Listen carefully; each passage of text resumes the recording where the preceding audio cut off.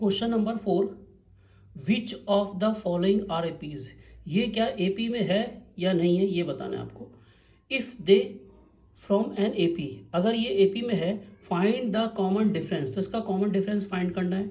And right more 3 terms, और आगे की 3 टर्म्स और फाइंड आउट करनी है। तो जैसे पहला वाला क्वेश्चन है, फोर्थ का पहला 2, 4, 8 और 16, इनके बीच का डिफरेंस निकाल लेते हैं D1, और इनके बीच का डिफरेंस निकालते थे D2। D1 is equal to 4 minus 2 यानी कि 2, D2 is equal to 8 minus 4 यानी कि 4। तो D1 not equal to D2, तो इसका मतलब hints it is not an AP, ये एपी में नहीं है। ठीक है, जो एपी में नहीं है तो आगे की 3 टर्म्स तो नहीं निकल पाएगी। सेकंड 2, 5/2, 3, 7/2, इनके बीच का डिफरेंस निकाल देते हैं D1, और इनके बीच का डिफरेंस निकालते हैं D2। तो D1 is equal to 5/2 minus 2, 2 2 जा 4 यानी कि 1/2। D2 is equal to 3 minus 5/2, 3 2 जा 6 में से 5 गया 1/2। तो D1 इक्वल टू D2, यानी कि hints it is an AP, ये एपी में है। ठीक है, एपी में है तो नेक्स्ट 3 टर्म्स 1 2 3 4, नेक्स्ट 3 टर्म्स निकालनी है। ठीक है, तो पहली टर्म्स क्या होगी इसकी, इसके बाद की टर्म्स, इसे हम मान लेते हैं A1 इज इक्वल टू, जो भी टर्म्स निकली इसमें 1/2 प्लस कर दो, 7/2 प्लस 1/2, 7 और 1 8/2 इक्वल टू 2 2 जा 4। तो जो नेक्स्ट टर्म होगी वो क्या होगी, 4 होगी। अब A2 निकाल देते हैं, उसमें जो ये वाली टर्म्स है इसमें 1/4 1/2 ऐड कर लो, 4 2 जा 8 और 1 9/2, नेक्स्ट होगी 9/2। फिर तीसरी टर्म निकाल देते हैं, 9/2 में 1/2 ऐड कर लो, क्योंकि कॉमन डिफरेंस क्या है, कॉमन डिफरेंस 1/2 है, तो ये ऐड कर लिया 10/2 यानी कि 5, अगली होगी 5। जो नेक्स्ट होंगी 4 9/2 5, ये नेक्स्ट 3 टर्म्स है, और कॉमन डिफरेंस इसमें 1/2 था ही। ठीक है, तो ये हो गया सेकंड। उसके बाद आता है थर्ड, सेकंड के बाद थर्ड, -1.2, 3.2 माइनस के, -5.2, -7.2। तो D1, इनके बीच का डिफरेंस D1 और इनके बीच का डिफरेंस D2। तो D1 is equal to -3.2 minus, और फिर ये वाला माइनस प्लस 1.2, तो ये आ गया -2। ऐसे D2 is equal to -5.2 minus minus plus 3.2 is equal to -2। तो D1 is equal to D2। तो ये क्या है, एपी में है, hints it is an AP.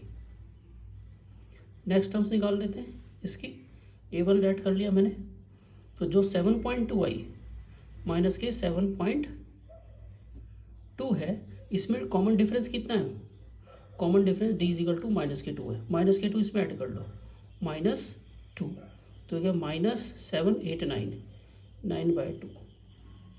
A2 -9/2 में -2 ऐड कर लिया -10 11.2, और तीसरी टर्म्स निकाल लेते हैं इसकी, -11.2 में -2 कर दिया -13.2, ये नेक्स्ट की 3 निकल गई। फिर है फोर्थ, -10 -6 -2 और 2, इनके बीच का डिफरेंस D1 और इसके बीच का डिफरेंस D2। तो D1 is equal to -6 plus 10 is equal to 4, और D2 is equal to -2 plus 6 is equal to 4, तो ये आ गया d is equal to 4, common difference 4 आ गया। तो d1 इक्वल टू d2 है यहाँ पर, d1 is equal to d2, तो hints it is an AP, ये AP में है। ठीक है, तो पहली टर्म्स निकाल देना, नेक्स्ट 3 टर्म्स निकालनी है। तो पहली वाली नहीं होगी, इस 2 में 4 प्लस कर दो 6, 6 में 4 प्लस कर दो 10, 10 में 4 प्लस कर दो 14, तो ये नेक्स्ट की 3 निकल गई। फिर उसके बाद आती है फिफ्थ,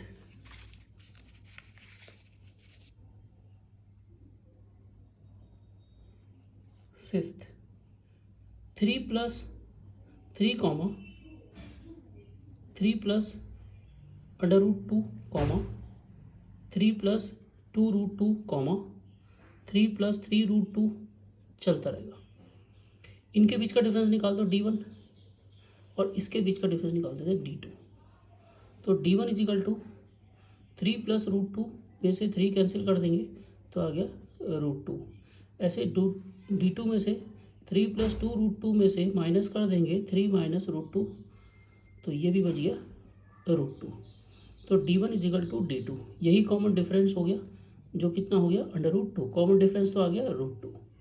तो ये क्या है, AP में है, hints it is an AP। तो नेक्स्ट टर्म्स निकाल लेते हैं, 3 रूट 3, 3 प्लस 3 रूट 2 में रूट 2 प्लस कर दो, तो ये हो गया 3 प्लस 4 रूट 2। नेक्स्ट निकाल लेते हैं, 3 प्लस 4 रूट 2 में रूट 2 प्लस कर दो, 3 प्लस 5 रूट 2।